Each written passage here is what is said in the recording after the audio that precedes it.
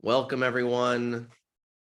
My name is Hunter. I'm one of your hosts at Power to Fly, and I am so happy to have you here today for our chat and learn.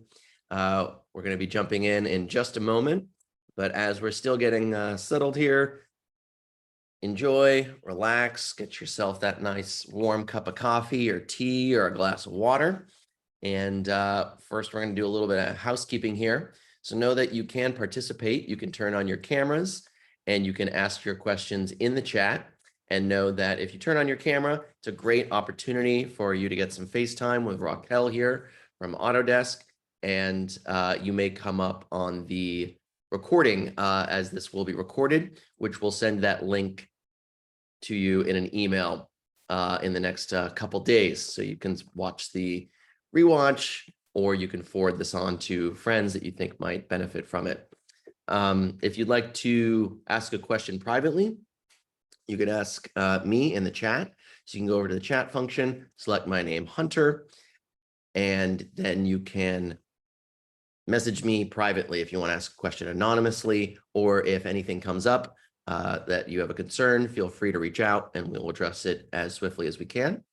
And if you ask a question in the public chat, feel free to do that. We'd love to hear from you, and know that this is a safe space. So please be mindful to be respectful of everyone in the room so we can have a great hour. And feel free to follow us on all the things at Power to Fly. And you can subscribe to the YouTube channel where you can see other great chats. So today we are chatting with Autodesk, and you can see the landing page here. And I encourage you to go over to the page on Power to Fly's website, and you can learn more about them. And today we're going to be talking with Raquel from Autodesk. And Raquel is a senior implementation consultant at Autodesk. Say that 5 times fast. She brings to her consulting practice an extensive industry and design background. Prior to joining Autodesk, she served for 10 years as a building and landscape architect. Raquel has a special interest in how technology can help advance sustainability and accessibility in urban and public realm design. So we're going to be focusing on some topics today. So feel free to direct your questions in this route here. And I hope you get from us today the key points here, which are time management and why protecting your time is so important for your mental health, tips to help you overcome imposter syndrome, and self-care tips for the hybrid, the remote, and the in-office worker to help protect your mental health and your mental well-being. So with that, please welcome Raquel.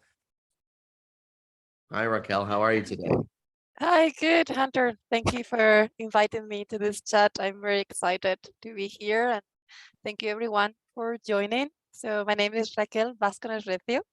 As Hunter said, I'm a senior implementation consultant and solution innovation lead at Autodesk. I'm based in Madrid, Spain, so South Europe, and I'm very passionate about advocating for mental health. And I think this week is the perfect week. On Monday, we had International Mental Health Day, so I think it's a very good opportunity to bring this topic to the workplace and talk with your colleagues and your managers about it. Yes, absolutely. So it's so important, and in the main takeaways we talked about, we saw some of the focuses there, and I think it's so easy to maybe overlook some of these things, right? Especially now with a lot of us working at home or hybrid. And I think it's such an important topic because it's so easy to go to burnout, overwork ourselves. And so I'm really looking forward to hearing about what advice you can share with us on those things. I know I could certainly use some as well. So the way this works for the next hour, folks, is I have a list of pre-submitted questions that a bunch of you wrote to us in advance, and we've curated some of those questions, and we'll be going down that list. And if you have any questions that come up about the topic of mental health, in your work journey here in your workplace, feel free to drop them in the chat, and Raquel and I will get those throughout the hour. So please do participate. So Raquel, we have a great list of questions here, and some that have jumped out to us. So first, can you just kick us off? And talk about maybe what you have found at Autodesk and your journey personally, and the support you've had internally at Autodesk, and what that process has been like. Good, sure. So I've been very lucky to have many. So I've been at Autodesk for over 5 years now. I had several managers in the way, and they were all like wonderful. Some like better in some areas than others, but I was lucky that I could openly talk to them, and I felt like safe at work, that I could open up and talk about my feelings. That is something important, not only about what I was working on, the project that I was working on, but also how I was feeling about it, how I was feeling at home, how I was feeling with my family, and dealing with how it's already 2.5 years pandemic. I think that was very, very, very important. During the pandemic, I was very supported by my managers and also the leadership. Uh, I was able to juggle, I'm a mother of 2 little toddlers, so I was managing my time between taking care of them, working, and they were very, very helpful. So it was a very natural process, open conversation with them, but we also have some other formal support. So we have coaching that is external company for coaching that is available for all the employees. It's mainly about growth of development, but you can also bring some concerns about the work and the workplace. We have also some resources included in our health insurance. I mean, and this depends on the regions, but for example, here in Spain, we have a number of hours a year that you can use to consult with the psychologist. That's included in our insurance. And we have also access to free advice, is phone advice for mental health, which and not only mental health, even if financial, because sometimes, I mean, we have anxiety, but it's coming from other problems, family issues, financial issues. So you can also talk to experts about that. So we have lots of resources within the company and provided by other external companies, but they are paid by Autodesk, that I have used them, and I think they're very helpful. Wow, it sounds like there's so many great resources, and thank you for sharing that. And folks, I just want to direct you to the chat here that Autodesk is hiring. So if you want to apply and potentially be the benefactor of some of these amazing benefits, I encourage you to check that out. Well, thank you for sharing, about your personal journey there and about the resources.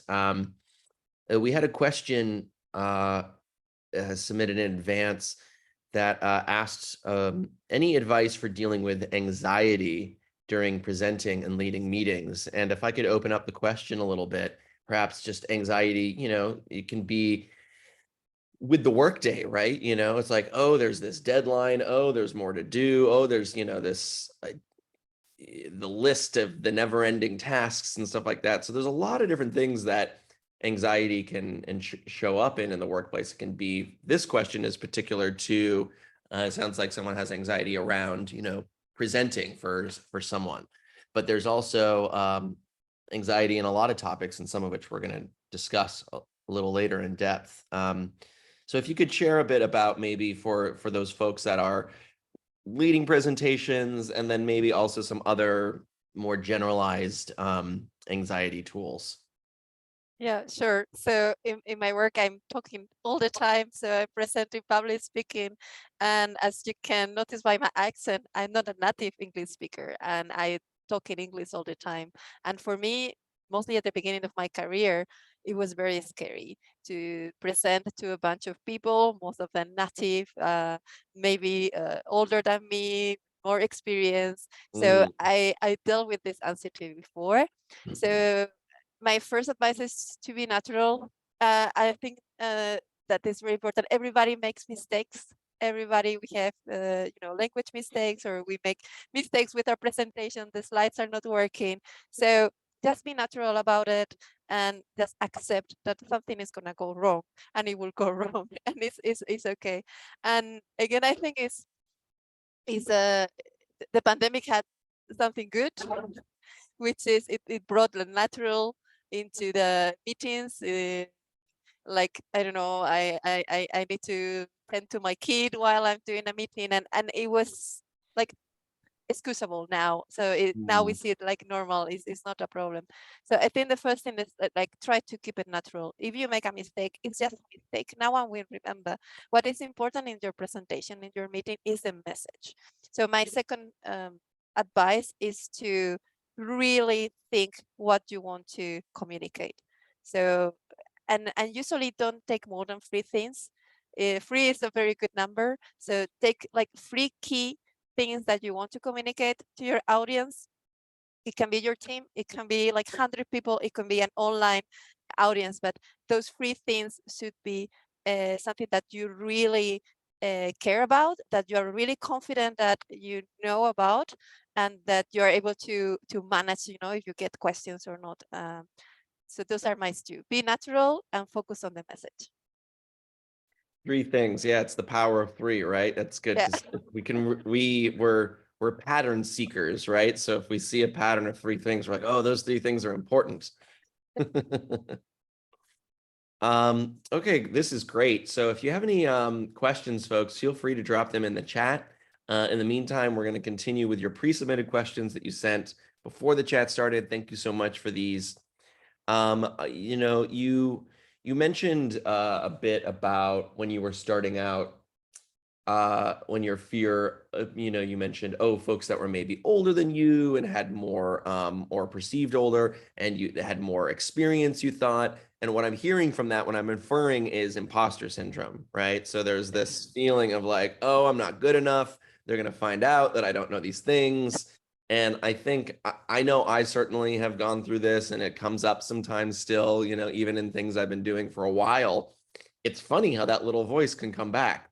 So I'm curious if you could talk to the feelings of imposter syndrome, whether maybe you're new in a position, or maybe you still find that that voice is coming up in something that really maybe it's outdated and doesn't need to be listened to, that voice anymore. Yeah, I've been dealing with imposter syndrome for a long time. So as you have seen in my bio, I started as a landscape and a building architect, and then I've moved to technology. So I self-learned how to code, how to program, and sometimes it's like, oh, but I'm not a computer scientist. How am I gonna do this? How I'm writing plugins, and there are like thousands of people that is better than me and doing this. And also I'm the one of the youngest in my team, and we are like very few females. So it's for me very, at the beginning mostly, it was very, very difficult to overcome this imposter syndrome. And the tip I'm gonna give you, I haven't made it up. I read it somewhere and I started following it, and I really like it. So I have a folder on my desktop that is named Great.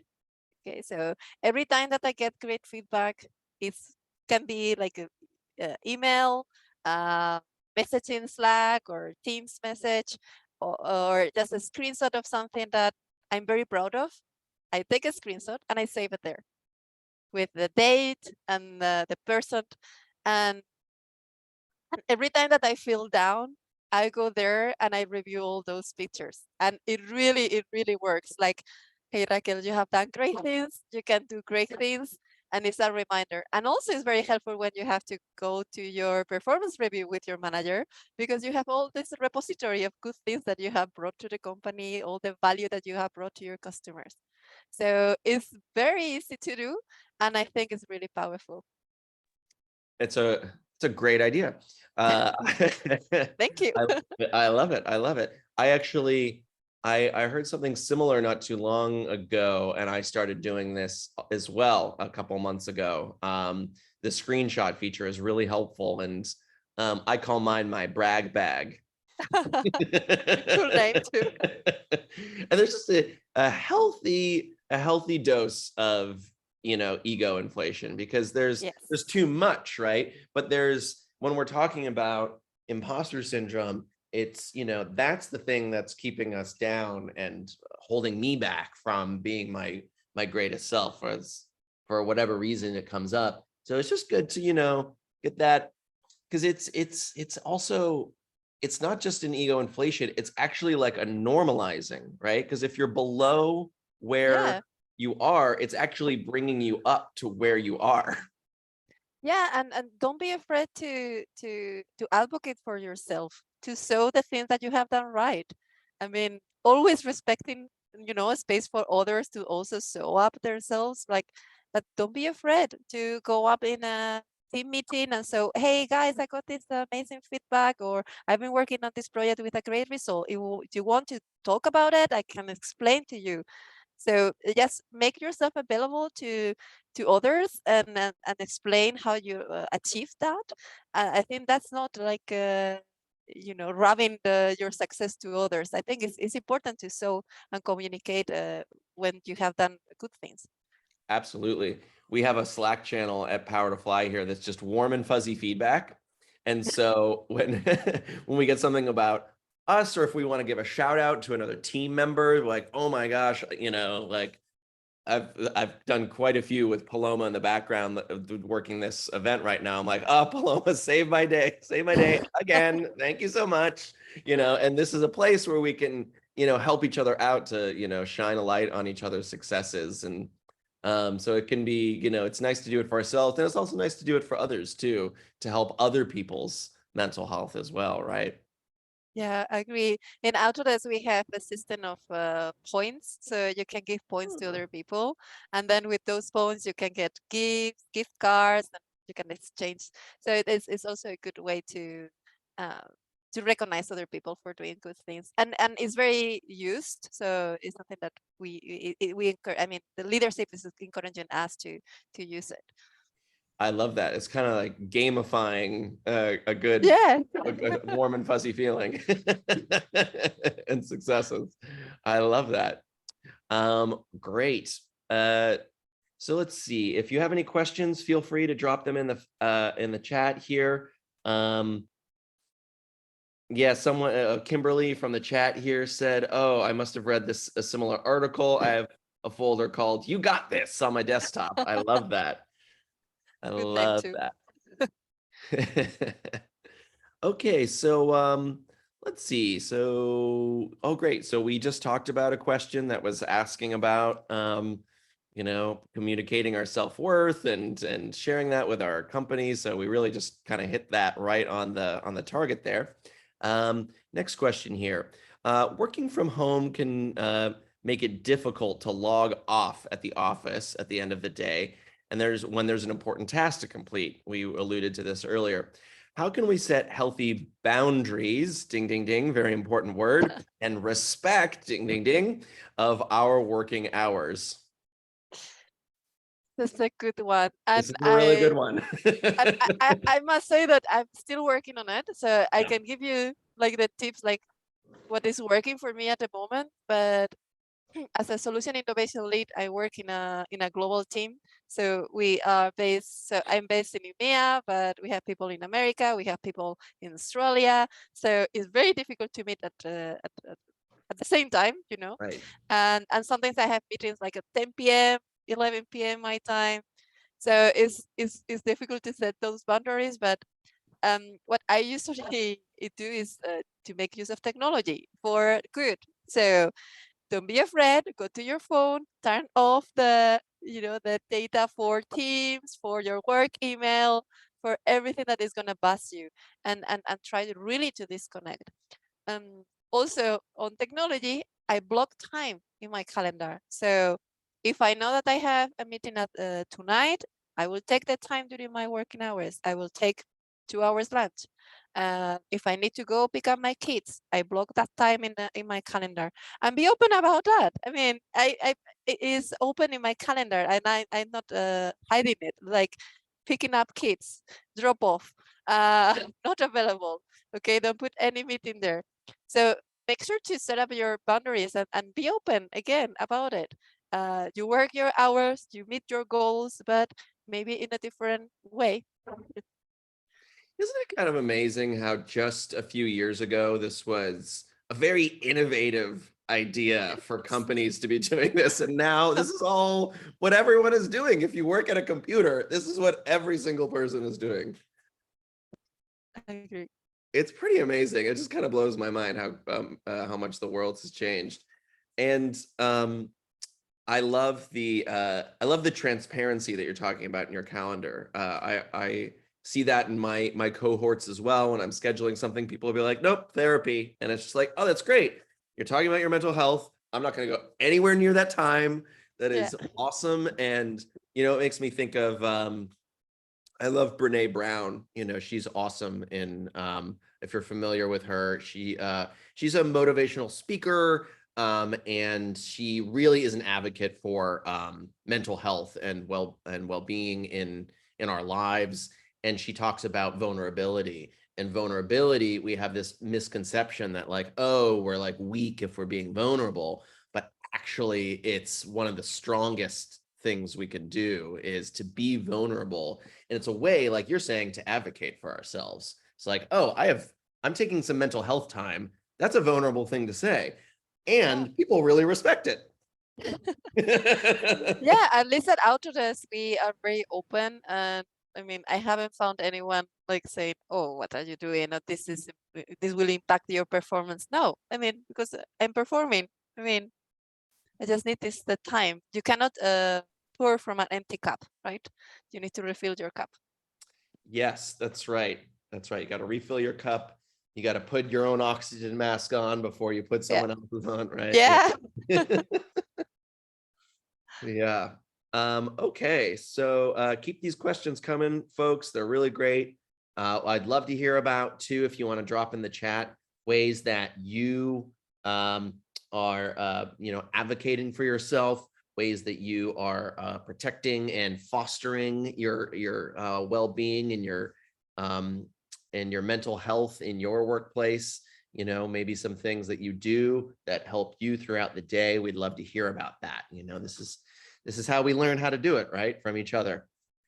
Okay, so we were talking about blocking out time and boundaries, blocking out time on our schedules and boundaries.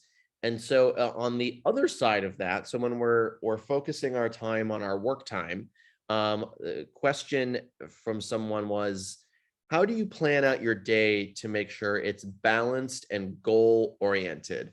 I struggle with my time management. Oh, this one I'm very good at. Oh, good. Yes. Here we go. No, I mean, since I was at high school, I was like super organized. So I managed to study, like I was studying piano at the same time as studying high school, and I got very good grades. And I had to be very organized with my time, because otherwise you cannot like play for 3 or 4 hours a day and study and attend classes. And so I now at work, I also need to be like very mindful with my time, because as a consultant, I have allocated time for each project that I'm working, and every week, and I need to log my hours, because that's what they are billing my customers, depending on the hours I'm working on their projects. So every Monday, I start the week. The first thing I do, I have my notebook here, because even though I work in technology, I love writing. I'm also an architect, so I love writing and sketching. And I write all the things, all the projects that I have open, and all the tasks that I have for each project. And then I have these blocks. So I look at my calendar, as I see the meetings that I have. And then I try to block some hours, like, okay, I have 3 hours focus time, I have 2 hours focus time. And then I try to match okay, so this task I will work here, this task I will work here. So I try to plan the week during Monday, and then I revisit this every day. So it's my routine, like before. So I turn off the computer, and the first thing I do is plan my day and the rest of the week. I love that. And I love the for you, the putting pen to paper, how that works. Because it's another way to turn off all distractions, right? Because you're not going to get a ping notification from your notepad. No, no. And then what is important, I have a yellow highlighter. So Uh-huh. marker. So every time I finish something in this, so this piece, like you're marking down things. Oh, done, done, done. I It's really very like that. satisfying. Yes. Yeah. Oh, speaking of working from home, here's my little puppy. He is very excited to see me. Hello, my little friend. Oh my Oh, goodness. little one. Francis, good morning. Good morning, my little dear. Okay, my boyfriend just opened the door and just like, release. I left my dog outside, but Oh she's very yeah. old. She's very old, but you could Oh my goodness, hear her. Francis, I've missed you. This is my mental health these days. So I got this Oh, puppy, yes. and it's talk about structuring your day. Honestly, he's really, puppies thrive on schedule and routine, and it helps me, take a walk 3 times a day, go outside. I will, what in between meetings, go lie on the floor and just be like, okay, come kiss me like he is right now. And it's the best because, when and what's kind of, it's really is a reflection of of a well-balanced mental health because when he gets exercise, I get exercise, and then we're both better for the rest of our day, as opposed Yes. to the concept of I just got to work and work and work and work and work, which leads to burnout, ding, ding, ding. But when we take these breaks, then I find I show up to be my best self. And, so does my dog. Yeah, they're very good companion, and I really like that I can be with her more now that we are a hybrid company, and I can work Yeah. from home, I can work from the office. It's good. Yeah. And you have your 2 kids you mentioned as well. Yes. Yeah. Yeah. So that's a full plate. Yes, it is, and there's the third one is on the way. So Oh, congratulations. thank you. Oh, that's so exciting. I love too when you're talking about the pen to paper and the highlighter. It's just like, oh yeah, sometimes I write down things that I've already done just so I can cross them out and be like, I did it today.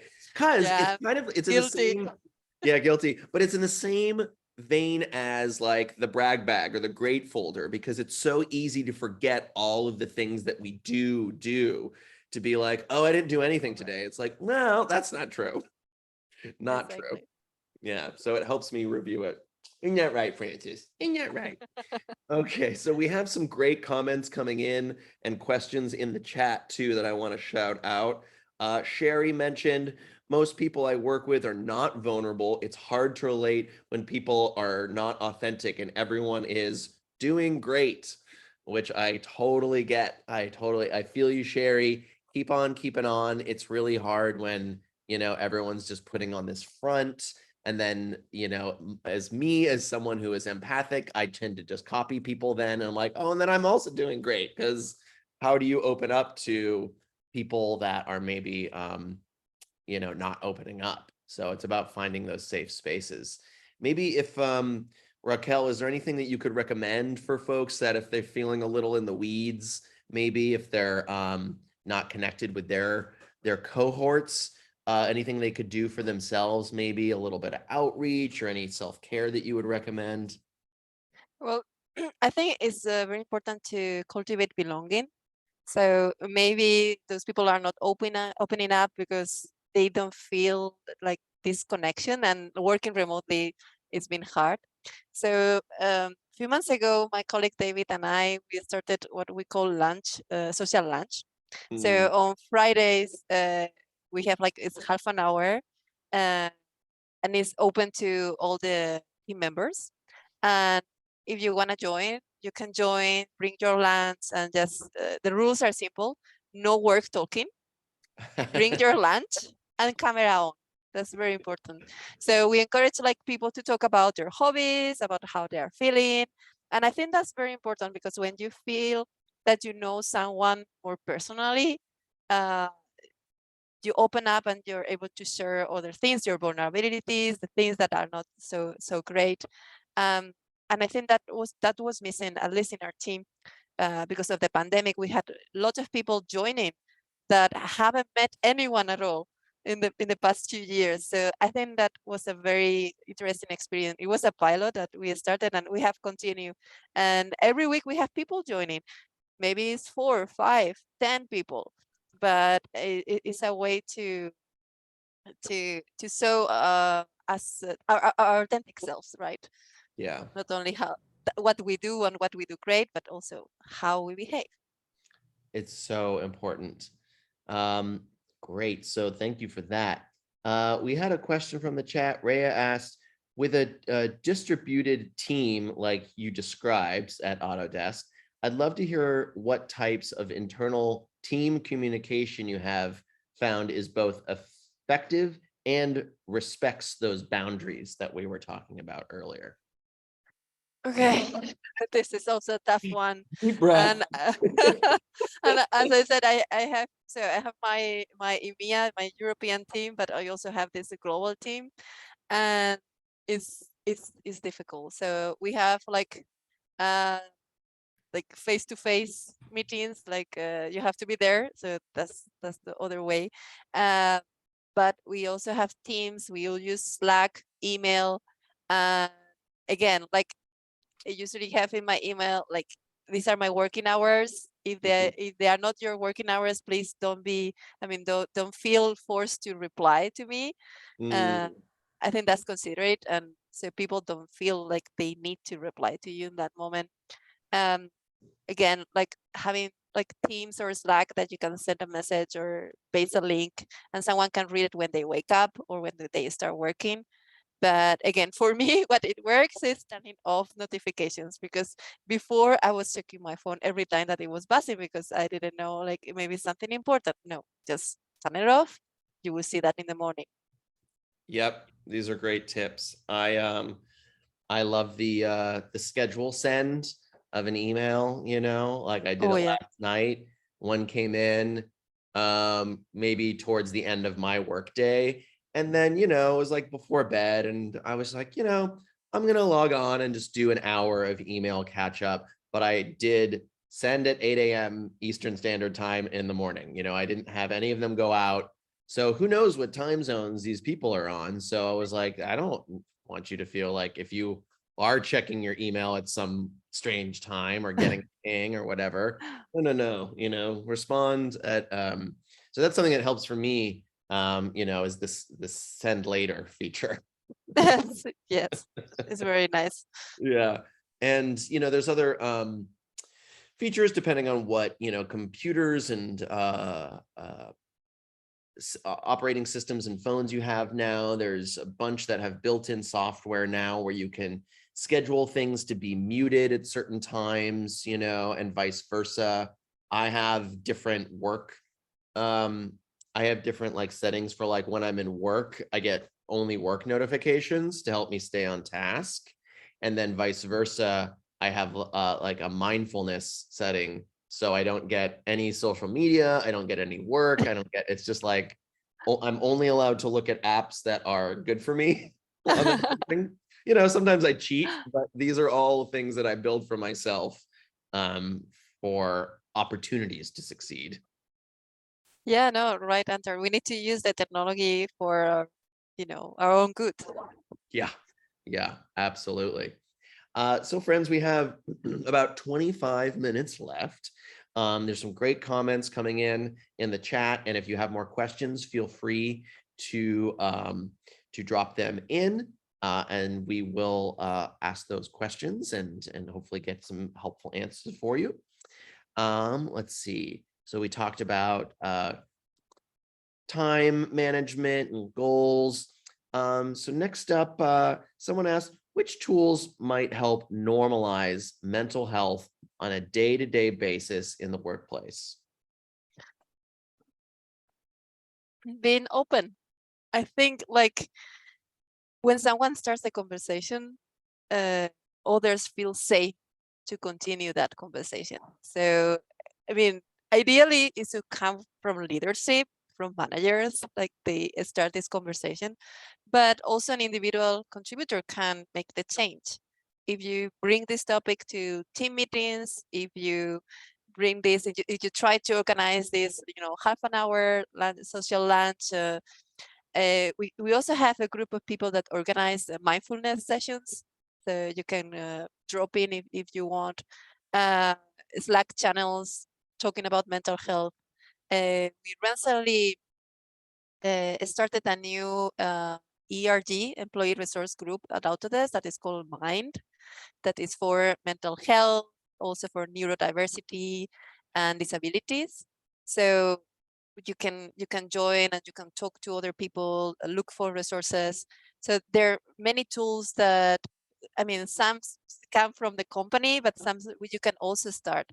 But I think for me, like being vocal uh, and advocate for your own mental health when you need to. And you might find, I was reading one of the comments like, oh, I'm in my 20s and I have some colleagues that are from other generation. I've lived this because it has been a cultural change at the workplace, like being open about these things and not talking only goals and work, strictly work. But I think, I mean, it's a way to educate. I mean, when we open, maybe they feel a little bit uncomfortable, but we need to respect them because they have grown in a different culture, in a different generation. But little by little, they will get used to this openness about mental health. Yeah, absolutely. And thank you for highlighting that comment. That person also mentioned, they said, lessons I've learned in the importance of having a self-care routine that must be followed, especially when everything is fine. It's so easy to let things slide.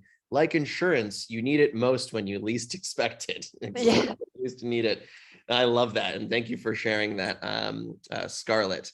It's really important. And, we're talking about mental health, and I was talking with a wonderful speaker a couple of weeks ago, and she was talking about your career health, looking at your career as if you looking at your medical plan. You need to foster that health, and they go hand in hand, with your mental health and your career health. You can't have one be successful and one not. Eventually it won't even out. You need them to be both taken care of.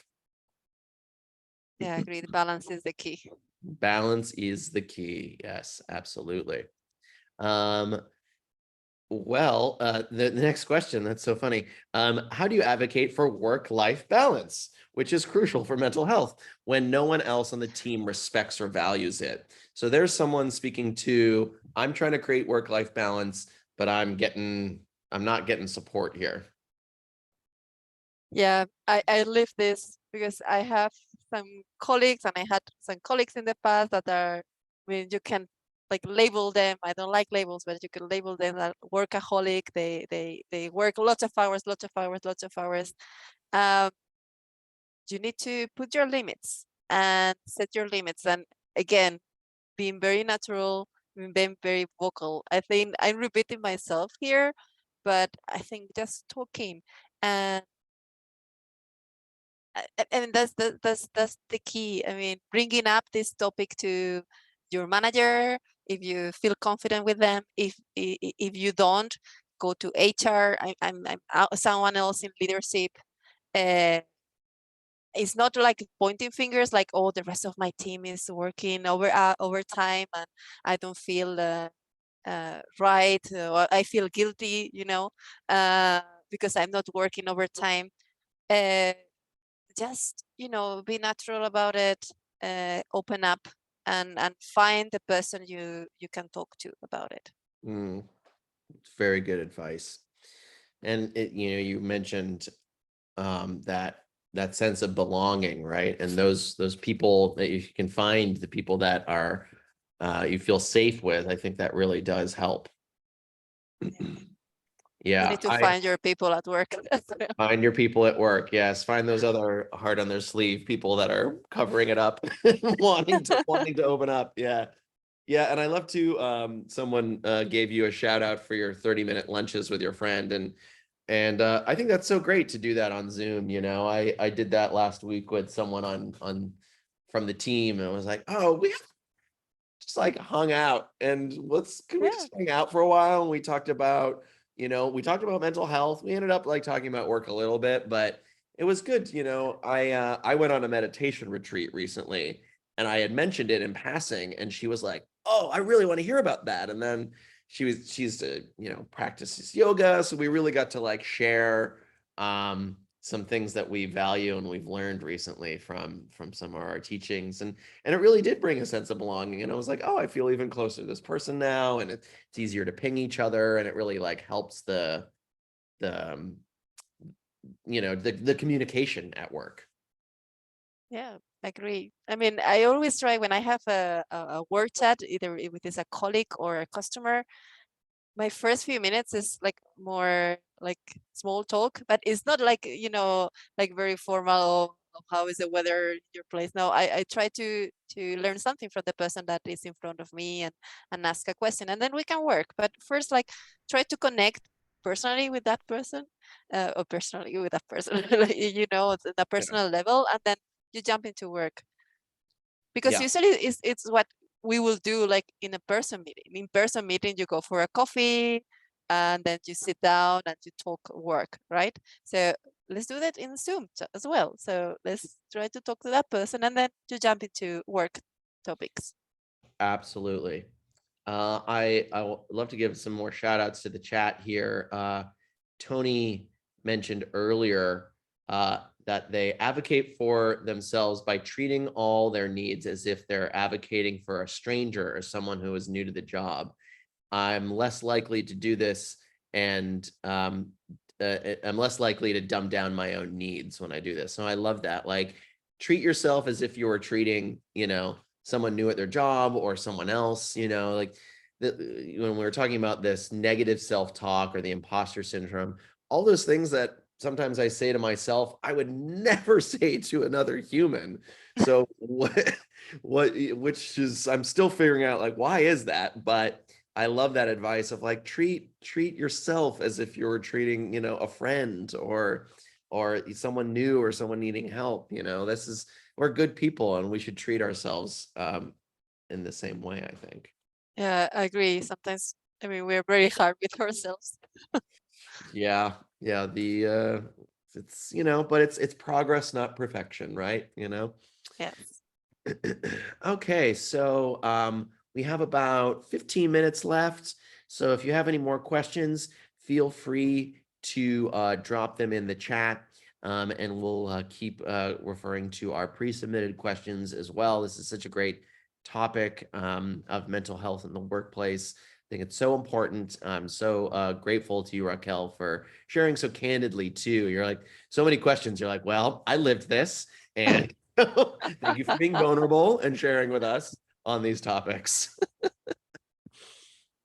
So a question that we got earlier was, we talked about opening up, and someone asked, are there any tips about being transparent about my mental health? I tend to use the more widely accepted sick day when I need some time for myself. Can you perhaps share some tips or advice for this person that is looking for a way to start the conversation? Maybe this is the first time they're like, hey, I'm not doing so great. I need a mental health day. Yeah, again, find your person. I mean, is your manager, is HR, and we need to get started. We need to get started talking about mental health. Like, I'm not doing okay. I'm very sad. I'm dealing with something with my family. Uh, just open up, because if we keep like, hiding behind, oh, I'm sick. It's a sick day. No one is gonna talk about it. And I know that it's a little bit scary to be the first one in a team, the first one doing something, but we need to normalize. right? We all feel down. It doesn't mean that you're less than other people. We all feel down. We all have anxiety. We are all burnt out sometimes, and we just need to stop. We just need to relax, and is much needed. And we will come back to work in a better way, in a better position to do our to perform better. So just open up again. I think that's my key takeaway of this conversation is like, be yourself, be open, be natural, respectful to the others, but be open about your feelings and your needs. Yeah, it can be a terrifying and very rewarding experience. Well, great segue to another question we got was any suggestions on how to best to return to a very fast-paced environment after taking some time off to recover from a mental health illness? In this case, I cannot talk about my experience with mental health leave, but I've been over 2 maternity leaves. It's also very strong, all the feelings, and it's very impactful for your mental health, postpartum, all the hormones and having new babies at home. Take it slowly, make a plan, and set your goals, right? I mean, if you can and you're able, try to start part-time, right? Not full-time. If you have to, because financially you cannot afford to go part-time, like take one step at a time. Make goals for the first week, for your first day, for your first week, for your first month, right? And focus on yourself, and be mindful of your symptoms. Be mindful if something is not going well. Make sure to open up and talk to someone. Can be at work, can be family, can be your therapist. Okay, but yeah, take one step at a time. That's such good advice. Just what's the one thing I need to do today?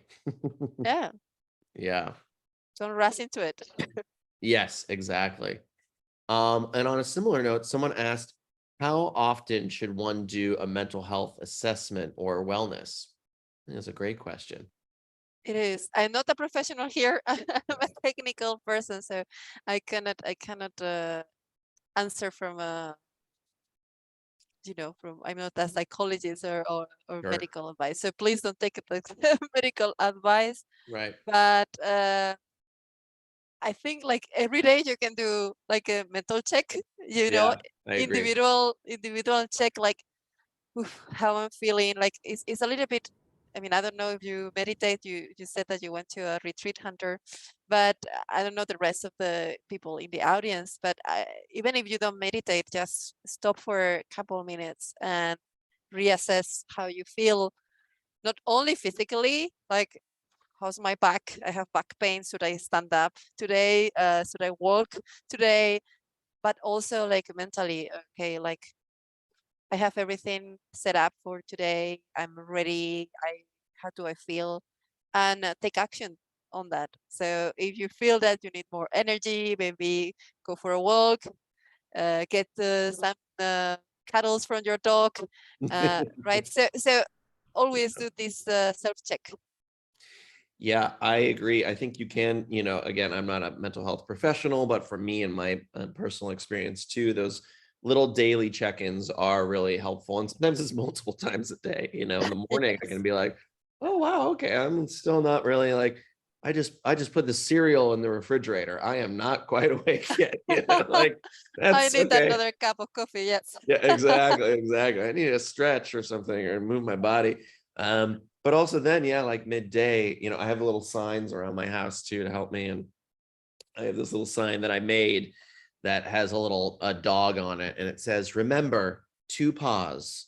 So I just like, all right, time to pause and just think for a second and see how am I doing. Oh, okay, I'm a little stressed out, or I'm a little relaxed, or I keep thinking about this thing, or whatever it is. It helps me move forward through through my day, just take those little moments, whether it's like you said, you could sit and meditate, but it could just be just a breath, just to Yeah. check in, could just, get up, walk around the house, go outside.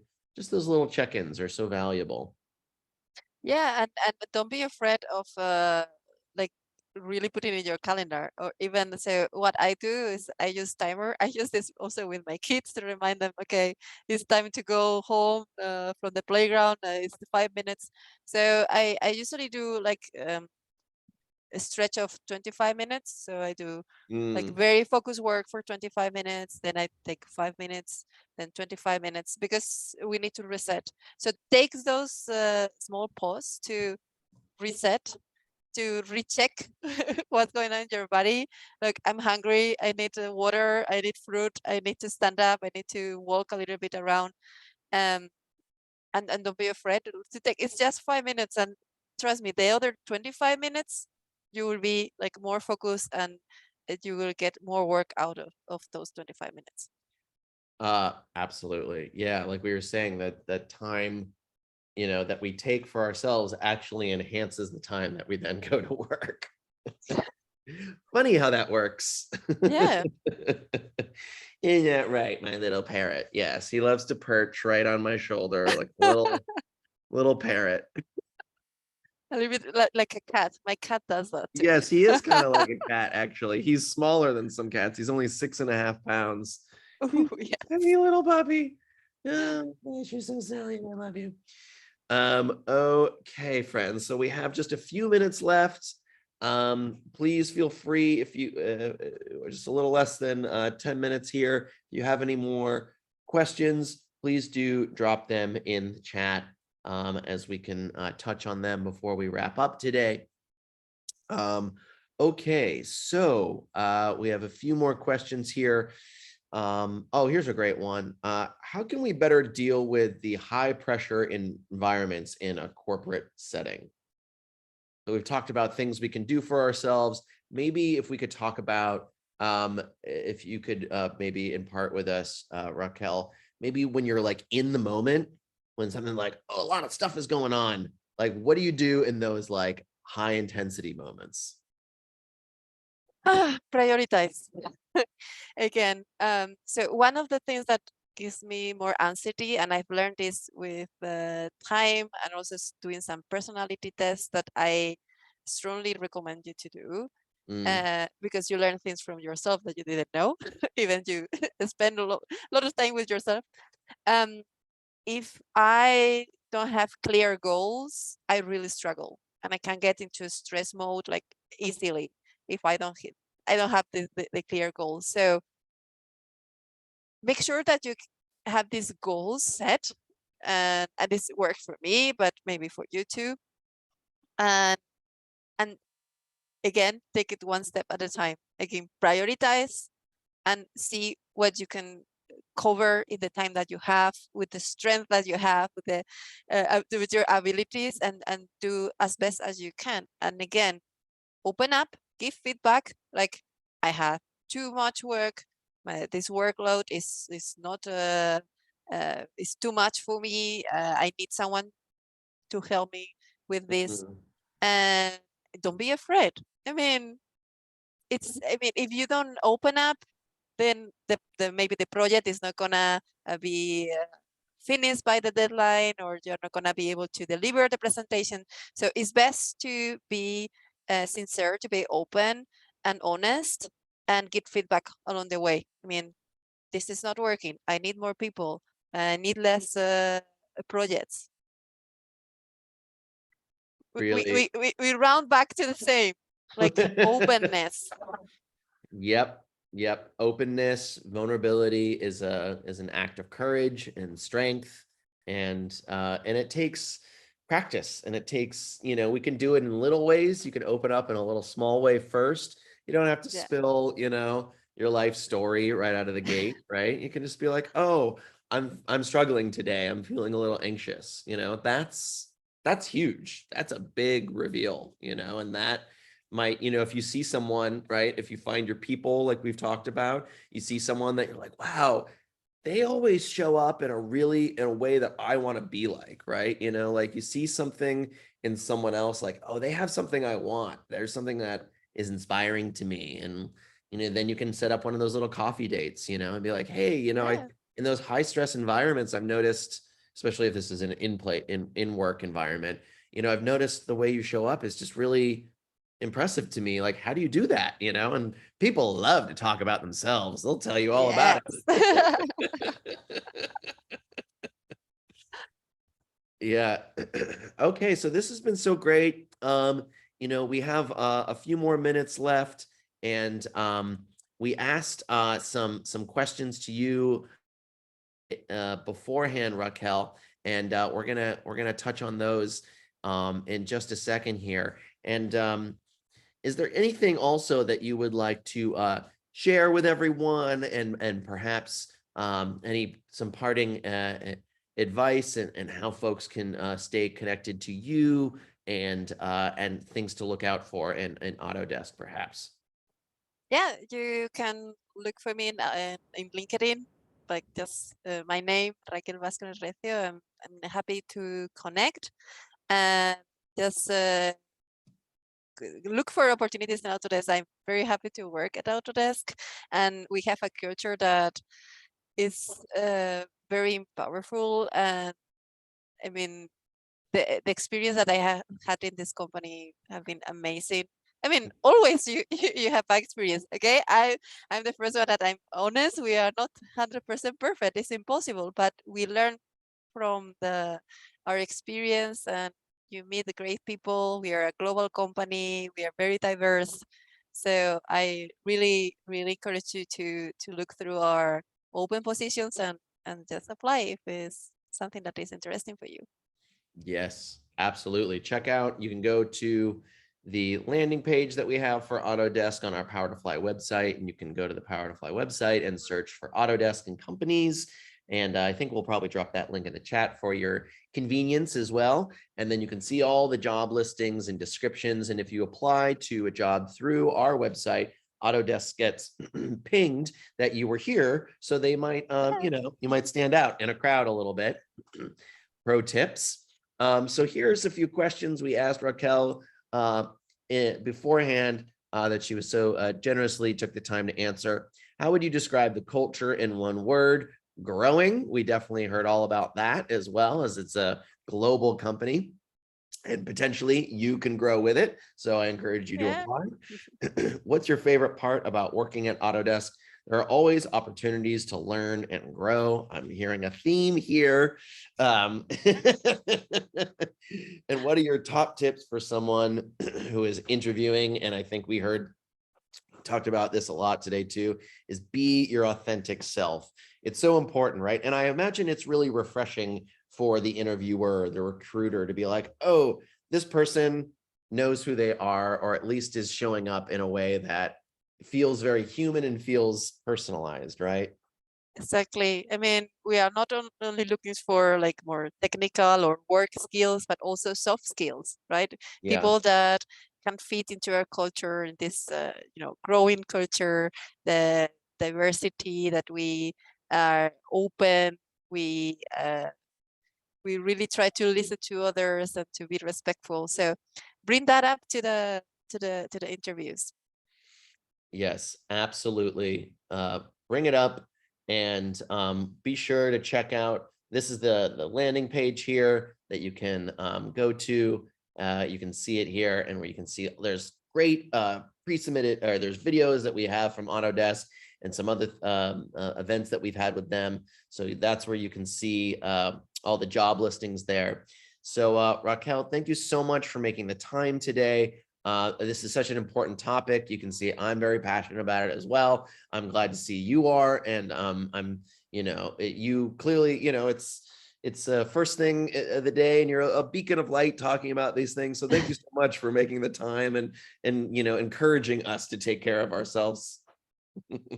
No, thank you for having me. It was very, very, very, very good, and I really enjoyed. And thank you everyone for tuning in and listening. Great. Well, thank you so much, and thank you all for listening. And I hope you all have a great rest of your day, whatever time zone you're in. Right. Take care now. Bye, everyone.